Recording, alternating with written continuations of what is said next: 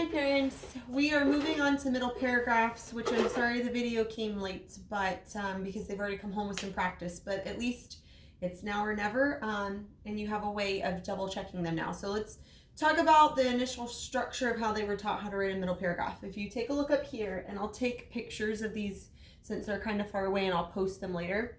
But if you can see right here, the middle paragraph structure, they were taught right now that a middle paragraph is a total of 7 sentences. We're not even talking about wrap-up sentences right now. The first sentence is the topic sentence. You are only stating the main idea. You are not talking about main A and B details in your topic sentence. And if you notice at the bottom, I told them how a topic sentence starts with an indent and a transition word. And then going on sentences 2, 3, and 4, those are 3 sentences about your A detail. You're going to teach about it, you're going to elaborate about it, and really give some examples to drive home your point. Going on, sentences 5, 6, and 7 are 3 sentences about your second or B detail. Again, introducing it or teaching it or explaining or elaborating to really drive home your point. Of course, always making sure you're referencing your plan to make sure that you are staying on topic. If they do not indent or start with a transition, they have to rewrite. Another point I'd like to make whenever they were taught how to do this is if you notice there's color codes. So if they are color coding an entire paragraph one color, no matter what paragraph it is, they have done something wrong. They need to recopy that entire sentence and correctly color code. Because if they are not color coding and separating out their parts, they're not realizing what parts they should have anyway, and most likely they have forgotten something, whether it's a main idea because they forgot a topic sentence, or they're not giving enough elaboration for one of their A or B supporting details or whatnot. So topic sentence is underlined in red. It's just one sentence. There should be 3 sentences, aka 3 punctuation marks that are blue that are all related to their A detail. And then their B detail sentences, 3 sentences, are highlighted in green. So let me pan the camera over so I can show you the example and the model that they have in their journals that they should be referring to if they're a little confused when they're trying to do it on their own. Real quick.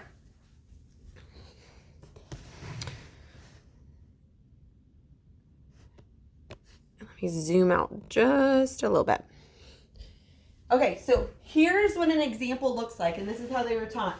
If we go through an example where the prompt asks you to write about your favorite animal, here's an example with the dog being my favorite animal. If the dog is my favorite animal, I'm going to put that for my intro and my conclusion, even though we haven't learned how to write a full conclusion paragraph yet. The 2 main ideas are a dog is a companion, that's why it's my favorite animal. And a dog is, you could do lots of activities with a dog, which makes the dog my favorite animal. 2 supporting details for this companion main idea is it's my best friend, or a dog can be my best friend, and dogs give you unconditional love. My second paragraph, or my second main idea, my supporting details were you can take walks with your dog and you can go to the beach with your dog, both of which are activities that can be done with your dog. So I told them, remember, your R's are reasons my dog is my favorite, tying it back into the prompt and what I chose as my topic. A and B details elaborate or explain, especially since this is an expository or informative essay I'm teaching during. That's the whole purpose. I'm explaining my point. So A and B details elaborate or explain my reasons, aka my main ideas. So in an example, you can see that not only have I started with an I paragraph, just because we've already learned it and it's a practice, but I have moved on. We did 1 paragraph one day and another paragraph another day. But again, the structure is the same no matter what, and there's only 2 of them. So let's go through an example. Everyone has a favorite animal. My favorite animal is a dog because they are good companions and you can do fun activities with them. Having a dog is a great animal to have as a pet, and I love mine, which later I realized that I rambled, and so today we actually corrected that too. Having a dog is a great animal to have as a pet or something. Having a dog is a great pet to have is what we edited that to. So our first middle paragraph is going back, because we should be referencing our plan, is going to be all about the dog being a companion because it's a best friend and it gives you unconditional love. So my A detail is going to be all about 3 sentences about the dog being my best friend. My green sentences are going to be 3 sentences talking about the dog giving me unconditional love. But I'm going to introduce that with a pink topic sentence that is just introducing the main idea of the paragraph. I'm not mentioning A and B details in that topic sentence. So first, my favorite animal is a dog because they are a good companion. A dog is always close to their owner, which can make them a person's best friend. Dogs can be a person's best friend because they are always there to play and have fun with. They always try to make their owner feel good. Dogs also give unconditional love. They are always there for support, whether you are happy or sad. No matter what, a dog will always love you and be excited to see you. So one thing that we talked about really quick is when we're transitioning to that second supporting detail, we're kind of dropping a hint to our reader by initially adding usually a transition word in there, which I did with also. I told them you can start with the transition word or you can kind of drop it in the middle of the sentence, but it's a hint to your reader that you're giving them another reason why dog is a good companion in this case. And that I tell them in that first sentence for A or that first sentence for B detail, just get to the point. Tell me what your plan is. Don't make me guess. So if my point is best friend, I need to introduce best friend and then I can elaborate and explain. If my point is unconditional love, I need to get to that point right away so that my reader is not guessing what my supporting detail is. It needs to be crystal clear. I tell them spoon feed it to the reader.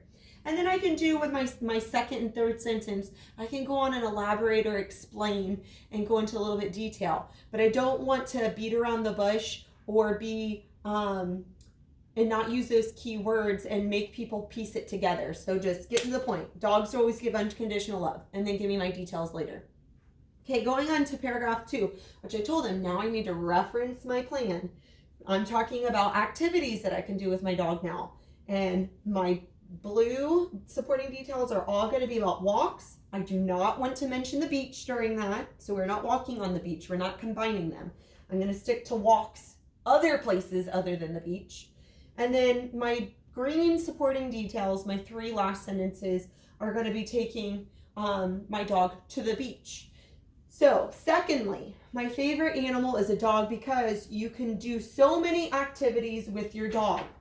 Just talk about the main idea. You can take your dog for a walk. Boom, introduce it, get straight to the point. It is nice to come home from school and take your dog on a relaxing walk through the park. Walking is not only fun for you and your dog, but it's a healthy way to get good exercise.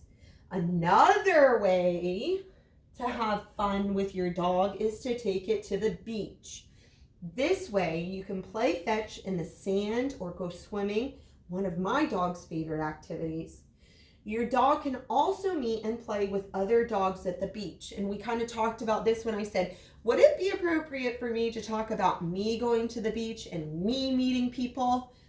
It's not, although I'm talking about the beach, it's not about me right now. Everything is bringing it back to the dog. If I'm doing something with my dog, then it's okay.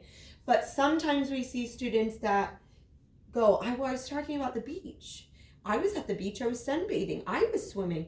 But you failed to go back to the fact that this is a whole essay about your dog and the dog being at the beach. If you're part of that, that's fine, but we always need to bring it home and bring it back to the topic, which in this case is your dog. Another thing that we talked about today, and I reminded the students of, is this is a finished product, but when we're writing this, color coding is a way to check ourselves. It's almost like a checklist. So we want to write one chunk at a time. For example, I'm going to write my topic sentence, and then I'm going to stop and I'm going to highlight my pink topic sentence, checking that I've indented and that I have a transition word and that I only used my main idea. And then as I transition, I'm going to now introduce and do my 3 sentences about A. After I've done 3 sentences about A, or I think I'm finished, I'm going to pause before I go on. I'm going to check that I have 3 punctuation marks to make sure I have 3 sentences, that my sentences are not sentence fragments. They're really full thoughts, full sentences, and that they really do go back to what I planned for. If I have 3 sentences that are on topic that really do explain or elaborate what point I'm trying to make related to my topic, then I can go ahead and highlight that chunk in blue and then go on with referencing my plan, getting them to constantly go back to their planning page to go, okay, now I'm moving on to my example about the beach or whatnot. So if your child is highlighting a whole paragraph in one color, please stop them. And it's not being mean to make them rewrite, and they might get frustrated, but it is in an effort to teach them to do it right and to keep doing it until they have done it correctly. That's part of the learning process. So don't feel bad if, and I told them, I said, when you guys realize that you do highlight something incorrectly, and then you go back and try to highlight over, then you end up with a rainbow. I said, and that's confusing even for you. So that's when you need to stop, rewrite your 7 sentences. It's not the end of the world, onto a sheet of paper, and then recolor code. But just so that hopefully this helps if they either forgot their journal and they need some reminder or visual, or just so that you understand what to look for when they're starting to practice, because this is the meat and potatoes of our essay, and it's going to be, we're going to practice until we get it right consistently the majority of the class. But it's a huge part, and so you understand what parts you're looking for if you're reading over their homework or whatnot. Hope this helps. Have a great night.